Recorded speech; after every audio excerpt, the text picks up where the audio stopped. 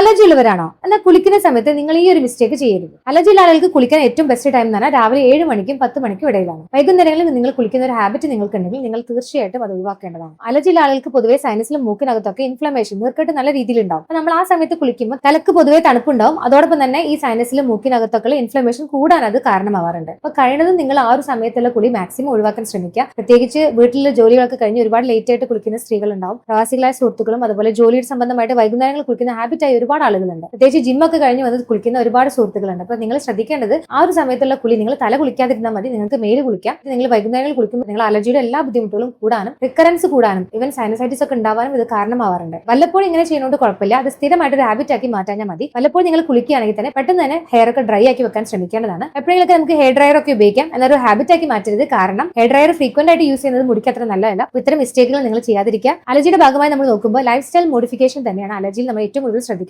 അപ്പോൾ ഇത്തരം കാര്യങ്ങളൊക്കെ ശ്രദ്ധിക്കുന്നത് വഴി തന്നെ നിങ്ങൾക്ക് പെട്ടെന്ന് തന്നെ ഇത് അലർജിയുടെ ബുദ്ധിമുട്ടൊക്കെ കുറയ്ക്കാൻ പറ്റുന്നതാണ്. വൈകുന്നേരങ്ങളിൽ കുളിക്കുന്ന ശീലമുള്ള ഒരു ഫ്രണ്ട് നിങ്ങൾക്ക് ഉണ്ടെങ്കിൽ, പ്രത്യേകിച്ചും അലർജിയുടെ ബുദ്ധിമുട്ടുള്ള ഒരാളാണെങ്കിൽ തീർച്ചയായിട്ടും ഈ വീഡിയോ അവർക്ക് ഷെയർ ചെയ്യൂ.